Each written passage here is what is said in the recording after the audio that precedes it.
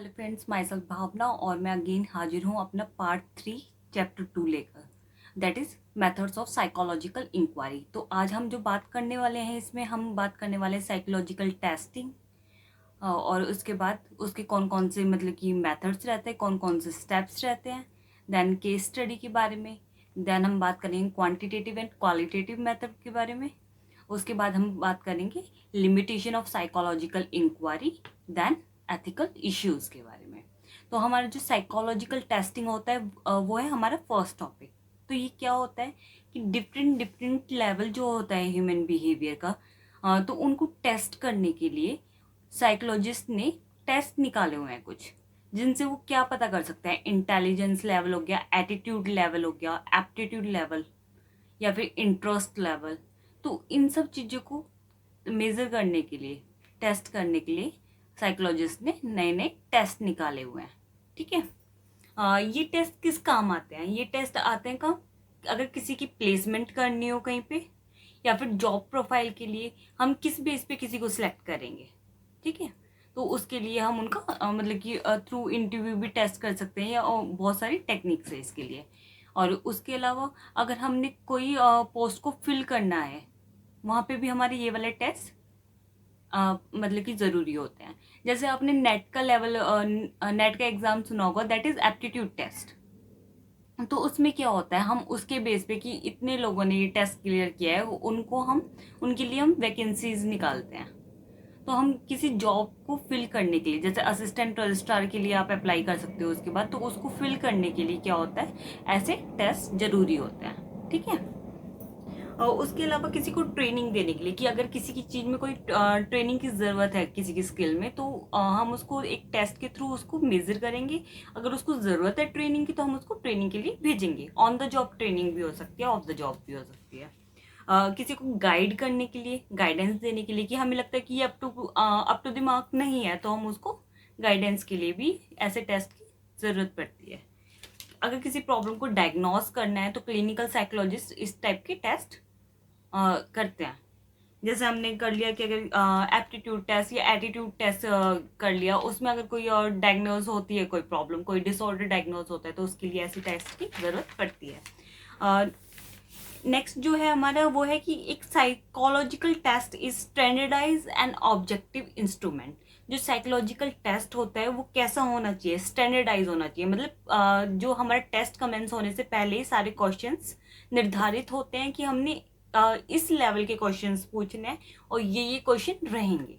That is standardise, कि इस level के क्वेश्चन होने चाहिए। और वो जो क्वेश्चंस का जो टेस्ट होता है, वो टेस्ट सबके लिए सेम होना चाहिए। अगर हम नेट की बात की जाए, तो नेट का जो परीक्षा होती है, सीटेट की जो एग्ज़ाम होता है, तो उसमें क्या होता है कि सब स्टूडेंट्स के लिए, ऑल ओवर दिल्ली और ऑल ओवर राजस्थान, मतलब सबके लिए क्या होता है, वो टेस्ट सेम होता है, कि हर स्टूडेंट के लिए सेम टेस्ट है। अगर 60% से अबव इन बच्चों के मार्क्स आते हैं, तो उनको पास कर दिया जाएगा।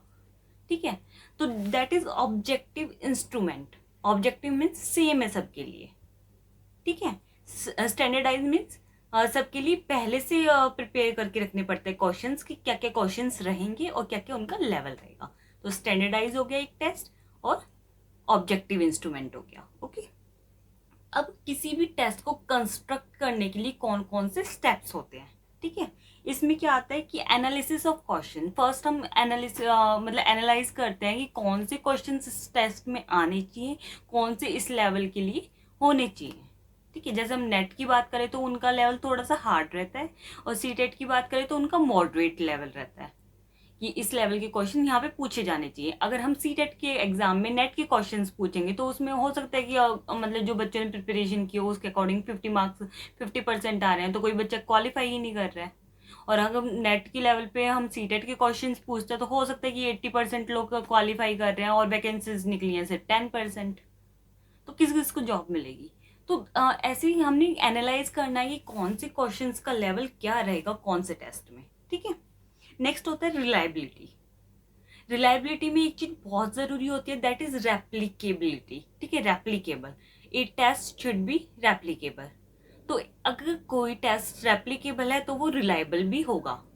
रिलायबल कब होता है कोई भी चीज, तब हम उस पर विश्वास कर सकें। ठीक है, कि एक रिजल्ट वो बार बार दे रहे, consistency of result, that is reliability. उसके अलावा रेप्लिकेबल होता है वो, कि हमें सेम रिजल्ट वो हमेशा दे।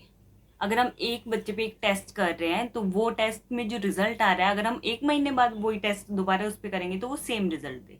ठीक है, इसमें हम कई बार टाइम वैल्यू भी देखते हैं।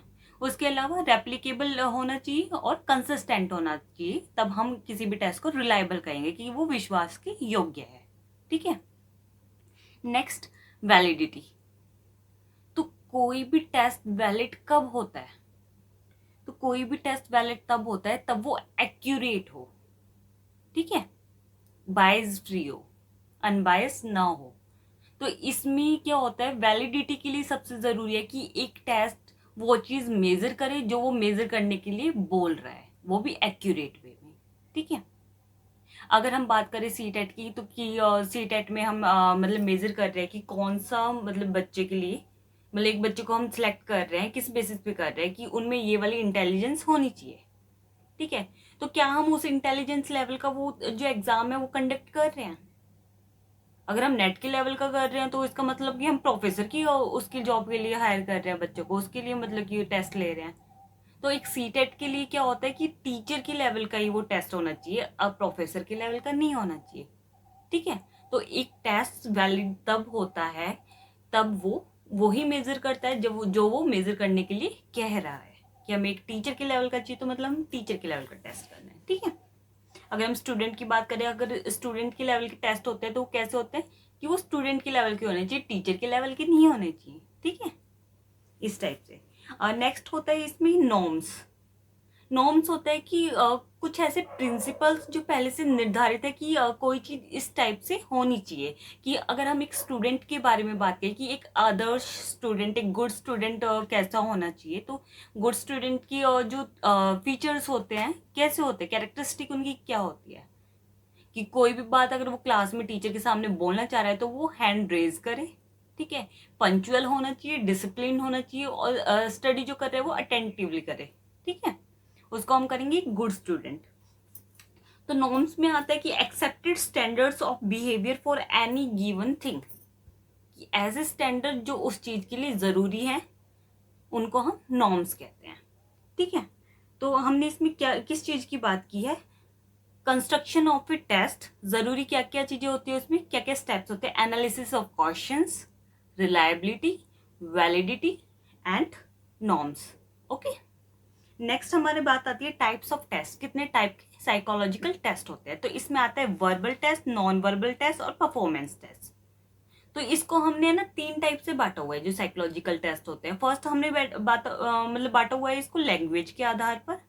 ठीक है, उसमें आते हैं verbal test, non verbal test और परफॉर्मेंस टेस्ट। वर्बल टेस्ट होते हैं कि जिसमें लिटरेसी रिक्वायर होती है, कि हम किसी लैंग्वेज को पढ़ सकें। अगर हम टर्किश की बात की, अगर टर्किश में कोई टेस्ट हो रहा है तो हम टर्किश लैंग्वेज हमें आनी चाहिए। ठीक है, नेक्स्ट, कि हमें जिस लेवल मतलब कि हम बात करते हैं नॉन वर्बल की। नॉन वर्बल में क्या होता है कि इसमें हमें वो लैंग्वेज की जरूरत नहीं होती, सिंबल्स के थ्रू या फिर पिक्चर्स दिखा के हमें कोई टेस्ट पूछा जाता है। हमारा जो टेस्ट होता है वो सिंबल्स में क्वेश्चन होते हैं या पिक्चर्स में होते हैं।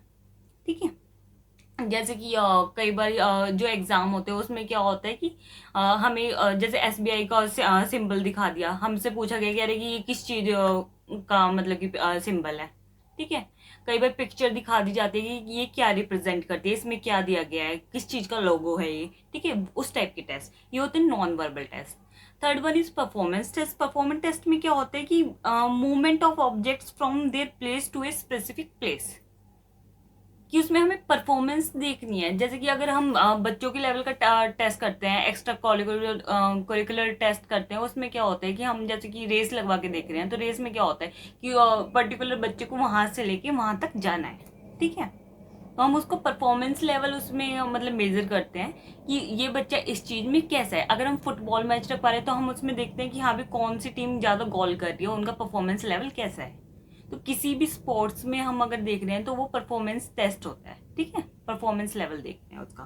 तो ये हो गया on the basis of language.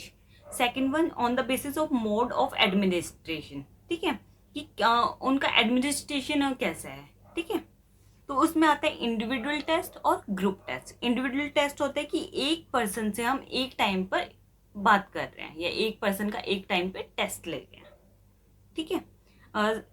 जैसे कि जॉब इंटरव्यू होता है कई टाइप का, तो उसमें रिटन में टेस्ट लिए जाते हैं, तो उनका एक पर्सन का एक बार में अगर हम टेस्ट ले रहे हैं तो वो इसमें आ जाएंगे।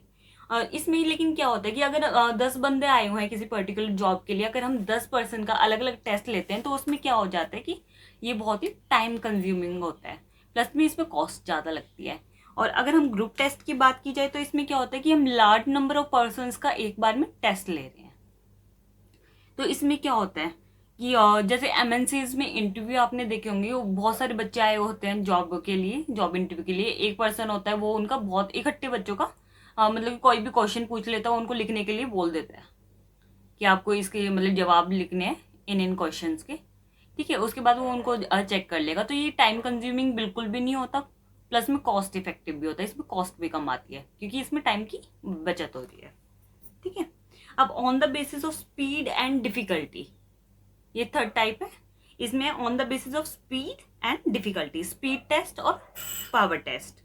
इसमें क्या होता है, स्पीड टेस्ट होता है कि time limit within required to answer. Speed test में होता है कि आपकी स्पीड चेक की जाती है, जैसे कि टाइपिंग स्पीड वाले भी आपने टेस्ट देखे होंगे। किसी भी अगर कोई ऐसी जॉब है जिसमें कंप्यूटर की रिक्वायरमेंट है, तो वो क्या आपकी टाइपिंग स्पीड चेक करते हैं कि आप कितने वर्ड पर मिनट लिख पाते हैं, कि एक मिनट में आप कितने वर्ड लिख पा रहे हैं। दैट इज स्पीड टेस्ट, आपकी स्पीड टेस्ट होती है उसमें, ठीक है। इसमें क्या होता है कि आपको मतलब कि सेम लेवल के क्वेश्चंस दिए जाते हैं, लेकिन टाइम मतलब कि टाइम फिक्स होता है इसमें। और जो पावर टेस्ट होता है उसमें आपको टाइम सफिशिएंट दिया जाता है, लेकिन आपके जो लेवल होते हैं क्वेश्चंस के वो इंक्रीज किए जाते हैं, ठीक है। मतलब फर्स्ट पूछे गए हैं वो मतलब कि बहुत इजी लेवल के होंगे, देन मॉडरेट, देन डिफिकल्ट, ठीक है, इस टाइप से। लेकिन जो मतलब कि पावर टेस्ट होता है उसमें आपको सफिशिएंट टाइम दिया जाता है। तो हमने ये 3 टाइप के टेस्ट पढ़े हैं, on the basis of language, on the basis of mode of administration, on the basis of speed and power, ठीक है, स्पीड एंड डिफिकल्टी। तो ये हो गया हमारा type of test. Next one हम बात करते हैं केस स्टडी की। तो केस स्टडी में क्या होता है, ये एक वैल्यूएबल रिसर्च टूल है जिसमें हम क्या करते हैं, क्लिनिकल साइकोलॉजी में, क्लिनिकल साइकोलॉजी का जो फील्ड होती है उसमें इसकी बहुत ज़्यादा आवश्यकता होती है। तो इसमें बेसिकली होता क्या है कि कुछ स्पेशल केसेस आते हैं, जैसे कि अगर हम क्लिनिकल साइकोलॉजी की बात करें तो हम कोई भी प्रॉब्लम डायग्नोज करने के लिए, कोई भी डिसऑर्डर डायग्नोज हुआ है, तो हम उस पर क्या बना देते हैं, उस पर्टिकुलर पर्सन पे एक फाइल बना दी जाती है कि इसमें हमने ये डायग्नोज किया है, ये इसमें सिम्टम्स थे, ताकि नेक्स्ट अगर ऐसा कोई पेशेंट आता है तो उसमें हमें मतलब कि पहचानने में, उसको आइडेंटिफाई करने में, उस प्रॉब्लम को आइडेंटिफाई करने में हम थोड़ा जल्दी लगे, हमें टाइम ना ले वो। तो हम क्या करेंगे, हम फर्स्ट जो हमने पेशेंट के अंदर देखा है वही हम सेकंड वाले में अगर हम टेस्ट करते हैं, वही सिम्टम हमें मिलते हैं, तो हम इससे हमारी प्रॉब्लम जो है वो इजीली डायग्नोज हो जाएगी। तो इसको हम कहते हैं केस स्टडी, कि जो पुराने पेशेंट हो चुके हैं उस पर हमने एक फाइल बना दी गई है, मतलब कि हर पेशेंट पे, ईच पेशेंट पे हमने एक फाइल बनाई है और उसके बेसिस पे हम उनको आइडेंटिफाई कर रहे हैं। मतलब अगर कोई नया पेशेंट आता है तो जो पुराने पेशेंट के बेस पे उन केस स्टडी पे हम करते हैं कि इसके लिए ये वाला ट्रीटमेंट हुआ था, ये प्रॉब्लम के ये सिम्टम थे, ठीक है, वो इजीली डायग्नोज हो जाते हैं। तो इसको हम कहते हैं कि फ्यूचर में यूज़ करने के लिए पुरानी कोई केस की हेल्प ली जाए, ठीक है। तो ये हो जाता है केस स्टडी में। तो केस स्टडी में होता है कि provide detailed in depth depiction of people's life, ठीक है। वही चीज़ आगे कि किसी भी मतलब पेशेंट की डिटेल्स उसमें होती हैं, पेशेंट की हो सकती है, अगर हम किसी और चीज़ के बारे में बात करें तो वो पर्टिकुलर पर्सन की हो सकती है, ठीक है। किसी की अचीवमेंट की बात करें तो उनकी अचीवमेंट की होती है, किसी की एप्टीट्यूड लेवल की हो सकती है। तो इसमें सारी केस स्टडी वही आती है कि पुराना कोई इंसिडेंट ऐसा हुआ हो, जैसे अगर हमने मतलब सैलमन वर्सेस सैलमन का केस भी पढ़ा है अकाउंट्स में, कि इस टाइप से ऐसे ऐसे कंपनी में मतलब घोटाला वगैरह हुआ था, उसके बारे में, सत्यम घोटाले के बारे में पढ़ा है, ठीक है। तो वो केस स्टडी है जिनसे पढ़ के हमें कोई नॉलेज मिलती है और हम फ्यूचर में ऐसी चीज़ें देख सकते हैं या पता लगा सकते हैं। तो कोर्ट में जो जजेस होते हैं उनको भी ये केसेस पढ़ के हेल्प मिलती है जजमेंट करने में, ठीक है। अब हमने जनरलाइज किया है कि एनालिसिस ऑफ डेटा को हमने 2 टाइप में बांटा है, क्वांटिटेटिव और एक क्वालिटेटिव। ठीक है, तो हमने एनालिसिस ऑफ डेटा दो टाइप से, दो मेथड के थ्रू हम चेक करते हैं। क्वांटिटेटिव मेथड होता है, उसमें हम क्या करते हैं कि न्यूमेरिक फॉर्म में हम डेटा को कलेक्ट करते हैं, जैसे 1 2 3 स्टैटिस्टिकल वैल्यू में। ठीक है, न्यूमेरिक फॉर्म में। और इसमें क्या होता है, ये अनबायस्ड होता है कि अगर किसी ने मतलब कि आंसर 5 दिए हैं तो 5 ही गिने जाएंगे, उसमें हम चेंजेस नहीं कर सकते कि इसने ऐसा किया वैसा किया, हम अपनी अकॉर्डिंग नहीं वो कर सकते। ये अनबायस्ड मेथड होता है। प्लस में ऑब्जेक्टिव मेथड होता है कि सेम क्वेश्चन सबके लिए होते हैं। ठीक है, और इसमें मैथमेटिक्स की ज़रूरत होती है, स्टैटिस्टिक की ज़रूरत होती है। और इसमें जो ज़्यादातर मतलब कि स्ट्रक्चर्ड ऑब्जर्वेशन होती है, मतलब पहले से स्टैंडर्डाइज टेस्ट होते हैं, पहले से डिसाइड कर दिए जाते हैं। क्वेश्चन आयर्स इसके अंदर आ सकते हैं, क्लोज एंडेड क्वेश्चन आ सकते हैं जिसमें हाँ या ना, या फिर कितने परसेंट हमने ओपिनियन देनी है, हमने उनके बारे में लिखना है कि कितने परसेंट आप इसको स्कोर देते हो, या कितने परसेंट आपको लगता है कि ये चीज़ ऐसी होनी चाहिए। तो ये हमारे हो गए ऑब्जेक्टिव टाइप क्वेश्चन। ठीक है, और येस और नो में अगर हमने बात करनी, ये होगी क्लॉज एंडेड क्वेश्चन। ठीक है, इसमें क्या होता है कि जैसे हमने किसी को 0 पॉइंट देना है, किसी को 1 देना है, न्यूमेरिक फॉर्म में यूज करना है, तो ये हमारा होता है क्वांटिटेटिव। इसमें हमने क्या पढ़ा, collection of data in numerical form. Unbiased method होता है, ऑब्जेक्टिव होता है, ऑब्जेक्टिव क्यों होता है कि सेम होता है सबके लिए। प्लस में मैथमेटिक्स और स्टैटिस्टिक इन्वॉल्व होती है। और इसके एग्जाम्पल क्या है, क्वेश्चन है, clause ended questions, plus structured observation. ठीक है, नेक्स्ट है क्वालिटेटिव मेथड। इसमें हम यूज करते हैं नेचुरलिस्टिक बिहेवियर, कि किसी के भी फिलोसफिकल या क्वालिटेटिव चीज, हम क्वालिटी को देख रहे हैं कि उसका बिहेवियर कैसा है, हम उसको बिहेवियर को न्यूमेरिक फॉर्म में तो एक्सप्रेस नहीं कर सकते। ठीक है, नेक्स्ट हम बात करते हैं कि नेचुरल सेटिंग में हम ऑब्जर्व करते हैं क्वालिटी किसी की भी। ये नॉन स्टैटिस्टिकल होता है कि हम किसी की क्वालिटी को हम स्टैटिस्टिक वैल्यू में मेजर नहीं कर पाते हैं। ठीक है, नेक्स्ट ये सब्जेक्टिव होते हैं, सबका एक्सपीरियंस अलग होता है, तो हम किसी की भी क्वालिटी जो होती है वो अलग होती है।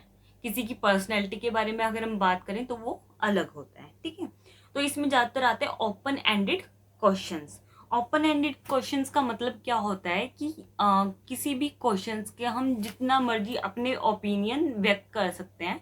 जैसे किसी ने मेरे बारे में पूछा कि मैं इसके बारे में क्या विचार रखती हूँ, तो जो मेरे विचार होंगे वो 2 लाइन का भी हो सकता है, 4 लाइन का भी हो सकता है, वो मेरे अकॉर्डिंग अलग होगा, किसी और पर्सन के अकॉर्डिंग अलग होगा। ठीक है, नेक्स्ट हम जो बात करेंगे वो करेंगे लिमिटेशन ऑफ साइकोलॉजिकल टेस्टिंग। कौन कौन सी लिमिटेशन होती हैं, तो इसमें हमने 3 लिमिटेशन की बात की है। जो फर्स्ट है हमारी है लैक ऑफ ट्रू 0 पॉइंट। ठीक है, तो इसमें क्या है कि अगर हम कोई टेस्ट ले रहे हैं तो हम जीरो से स्टार्ट करते हैं हर चीज़ को। अगर हम इंटेलिजेंट टेस्ट है मतलब, तो हम उसमें क्या करते हैं, किसी को हम 0 पॉइंट दे रहे हैं, बट ये तो पॉसिबल ही नहीं है कि किसी का भी इंटेलिजेंस लेवल 0। मतलब किसी की, कोई भी बच्चा है, कोई पागल भी हो, उसमें भी इतनी समझ होगी कि हाँ मुझे खाना खाना है अगर मुझे भूख लग रही है। तो कोई भी, किसी का भी इंटेलिजेंस लेवल 0 नहीं होता, तो लैक ऑफ ट्रू 0 पॉइंट। ठीक है, नेक्स्ट है हमारे relative nature of psychological tools, कि कोई भी अगर हम टेस्ट करते हैं तो उसमें क्या होता है कि हमें पर्टिकुलर सिचुएशन के लिए, पर्टिकुलर कॉन्टेक्स्ट के लिए हमें अलग टेस्ट बनाना पड़ता है। अगर हम अर्बन एरिया पे कोई, अर्बन एरिया के स्टूडेंट्स पे कोई टेस्ट कर रहे हैं तो उसके लिए हमें अलग टेस्ट बनाना पड़ेगा। अगर वही हम ट्राइबल एरिया के लिए कर रहे हैं या रूरल एरिया की मतलब कि ट्राइबल एरिया के लिए कर रहे हैं, तो उसमें हमें क्या करना पड़ेगा कि उन लोगों के लिए हम उसमें टेस्ट में हमें मॉडिफिकेशन करनी पड़ेगी, उनके क्वेश्चंस को चेंज करना पड़ेगा, कि जो अर्बन एरिया है और ट्राइबल एरिया है उसमें डिफरेंस होता है, तो उनके स्टूडेंट्स में भी डिफरेंस होगा। ठीक है, डिफरेंस होगा, तो इसलिए हमें क्या करना पड़ेगा, अलग अलग चीज़ें यूज़ करनी पड़ेगी। ठीक है, तो इसमें क्या होता है relative nature of psychological tools, कि हमने जो साइकोलॉजिकल टूल्स हैं उसको, उसमें मॉडिफिकेशन करनी पड़ती है कॉन्टेक्स्ट के अकॉर्डिंग, सिचुएशन के अकॉर्डिंग, या कौन से प्लेस पे हम कौन सा टेस्ट करने हैं या किस चीज़ पे कर रहे हैं उसके अकॉर्डिंग। ठीक है, तो एक टेस्ट जो है वो हर जगह फिट नहीं बैठता, उसमें हमें मॉडिफिकेशन करनी पड़ती है। नेक्स्ट इसमें है subjective interpretation of qualitative data, कि किसी की भी चीज़ को अगर हम ऑब्जेक्टिव फॉर्म में मतलब कि टेस्ट कर रहे हैं तो वो बहुत इजी हो जाता है कि सेम क्वेश्चन हमने सेम मतलब कि अलग अलग डिफरेंट डिफरेंट पर्सन से पूछ रहे हैं। लेकिन अगर यही हम सब्जेक्टिव फॉर्म में कर रहे हैं तो ये थोड़ा सा डिफिकल्ट हो जाता है। क्यों डिफिकल्ट हो जाता है, सब्जेक्टिव फॉर्म का मीनिंग है कि हर पर्सन अलग होता है और उसके विचार, उसके एक्सपीरियंस अलग होते हैं, ठीक है। तो हम सेम टाइप ऑफ क्वेश्चन हर जगह फिट नहीं कर सकते। तो ये subjective interpretation of qualitative data, कि जो क्वालिटी होती है वो डेटा की वो सब्जेक्टिव होती है, ठीक है, ऑब्जेक्टिव नहीं होती, सब्जेक्टिव होती है, क्योंकि सबके एक्सपीरियंसेस लाइफ के अलग होते हैं। तो हमने लिमिटेशन क्या पढ़ी है साइकोलॉजिकल इंक्वायरी की? Lack of true zero point, relative nature of psychological tools and subjective interpretation of qualitative data. Next हम बात करते हैं एथिकल इश्यूज की। एथिक्स क्या होता है? एथिक्स हमारी मोरल वैल्यू होती है किसी भी सिचुएशन, कोई भी काम करने के लिए, किसी भी थिंग के लिए, ठीक है। तो एथिक्स की जो इसमें एथिकल प्रिंसिपल दिए हुए हैं, वो क्या क्या दिए हैं? वॉलेंट्री पार्टिसिपेशन, और इनमें ही इशू आता है। अगर हम कोई रिसर्च करते हैं तो इन्हीं चीजों में इशू आते हैं। तो इसमें फर्स्ट आता है एथिकल प्रिंसिपल है हमारा वॉलेंट्री पार्टिसिपेशन, कि अगर हम कोई भी पार्टिसिपेंट चूज कर रहे हैं अपने रिसर्च के लिए, उसमें वो कैसा होना चाहिए कि उसका जो पार्टिसिपेशन है वो वॉलेंट्री होना चाहिए, वो अपनी मर्जी से उसमें पार्टिसिपेट कर रहा हो और उसको पहले से बताया गया हो कि इसमें ये प्रोसीजर है, ठीक है, और उसके बाद वो तैयार हो रहा है। हम किसी को कॉर्जन नहीं कर सकते या किसी को इंड्यूस नहीं कर सकते किसी भी चीज में फोर्सफुली, हम किसी को जबरदस्ती किसी को उस चीज में धकेल नहीं सकते हैं कि हाँ मुझे तेरे पे एक्सपेरिमेंट करना है, किडनैप कर लो और उसको इस पे एक्सपेरिमेंट करो, नहीं कर सकते हम वो चीज। तो किसी भी चीज पे अगर हम एक्सपेरिमेंट कर रहे हैं, किसी भी पार्टिसिपेंट की हमें उसमें जो इन्वॉल्वमेंट है वो वॉलेंट्री होनी चाहिए, अपनी इच्छा से आना चाहिए, वो हम उसको फोर्स नहीं करेंगे, ठीक है। और अगर वो विड्रॉ करना चाहता है उस एक्सपेरिमेंट से तो हम उसे बिना पेनल्टी लगाए उसको जाने दें, ठीक है। नेक्स्ट हमारे इसमें आता है इन्फॉर्म्ड कंसेंट। फर्स्ट हमने पढ़ा था वॉलेंट्री की अपनी इच्छा से, नेक्स्ट हमारा इन्फॉर्म्ड कंसेंट। इसमें आता है कि पार्टिसिपेंट को पता होना चाहिए कि इस जो एक्सपेरिमेंट है उसमें क्या क्या चीजें होंगी, ठीक है। तो जैसे कि अगर एग्जाम्पल की बात करूं, अगर हम इलेक्ट्रिक शॉक की बात कर रहे हैं कि हम एक एक्सपेरिमेंट कर रहे हैं जिसमें बताया गया है कि इसमें इलेक्ट्रिक शॉक लगाया जाएगा, हम ये टेस्ट करेंगे कौन सा पर्सन या किस लेवल तक एक इंसान इलेक्ट्रिक शॉक सह सकता है, ठीक है। तो ये जानलेवा भी हो सकता है। तो इसमें मतलब कि किसी भी पार्टिसिपेंट को ये पता होना चाहिए कि जो प्रोसीजर है टेस्ट का, एक्सपेरिमेंट का, वो क्या है, उसमें क्या क्या लेवल हो सकते हैं किस चीज के बारे में, ठीक है। तो इन्फॉर्म्ड कंसेंट होना चाहिए, अगर वो उसमें तैयार है तो वो उसके लिए आ जाए। थर्ड वन है डीब्रीफिंग। डीब्रीफिंग का मतलब होता है कि पार्टिसिपेंट तब मतलब कि स्टडी को लीव कर रहे हैं उस एक्सपेरिमेंट से, मतलब कि जा रहे हैं, एक्सपेरिमेंट कंप्लीट हो गया उसके बाद वो उसको लीव कर रहे हैं उस जगह को, तो उनकी जो मेंटल स्टेट है प्लस में फिजिकल स्टेट है वो उसी टाइप की होनी चाहिए जब उन्होंने एंटर किया था उस एक्सपेरिमेंट के लिए, ठीक है। तो इसमें क्या होता है कि किसी में भी एंजाइटी लेवल या स्ट्रेस लेवल नहीं होना चाहिए उस एक्सपेरिमेंट से रिलेटेड, दैट इज डीब्रीफिंग, ठीक है। नेक्स्ट हमारे इसमें आता है sharing the result of the study, कि जब एक्सपेरिमेंट हो चुका है हमारा, कंप्लीट हो चुकी है रिसर्च, तो उसका जो रिजल्ट आया है वो हम पार्टिसिपेंट के साथ शेयर करें, जो पार्टिसिपेंट थे उस स्टडी में, ठीक है, तो उनके साथ शेयर करें उस रिजल्ट को। तो फिफ्थ हमारा आता है confidentiality of data source, right of privacy. तो अगर जिन पार्टिसिपेंट को हमने यूज़ किया है स्टडी में, या फिर जिनकी हम जो पार्टिसिपेंट थे स्टडी में, उनका जो कॉन्फिडेंशियलिटी लेवल है या प्राइवेसी है वो हमने मेंटेन रखनी है। तो हमने किसी उस रिसर्च के लिए उसको यूज़ करना है, उसके अलावा हमने उसके डेटा को इधर उधर किसी को भी जो उसमें इंटरेस्टेड है उस डेटा को लेने के लिए उसको नहीं देना है, ठीक है। That is confidentiality of data source, कि हमने उस पर्सन की आइडेंटिटी को छुपा कर रखना है। तो ये कैसे हो सकता है कि तब हम उसकी आइडेंटिटी को, उसके नाम को, उसकी एज को, ये पर्सन कौन है उसको रिवील ना करें, उसके मतलब पिक्चर्स को रिवील ना करें, तो हमने सिर्फ उसको अपनी रिसर्च के लिए यूज़ करना है, ठीक है। तो ये हमारा इसमें हमने क्या पढ़ा है एथिकल इशू में, कौन कौन से प्रिंसिपल्स हो सकते हैं? Voluntary participation, informed consent, debriefing, sharing the result of the study to the participant, confidentiality of data source, ठीक है, ये हमने पढ़े हैं। तो इसी के साथ हमारा ये वाला जो चैप्टर है psychological inquiry, method of psychological inquiry, ये फिनिश होता है। और नेक्स्ट जो हमारा चैप्टर रहेगा वो थर्ड चैप्टर रहेगा बेसिस ऑफ ह्यूमन बिहेवियर, ठीक है। तो इसके साथ ही मैं विदा लेती हूँ। और जिन लोगों ने सब्सक्राइब नहीं किया है प्लीज़ सब्सक्राइब कीजिए और लाइक कीजिए। Thank you.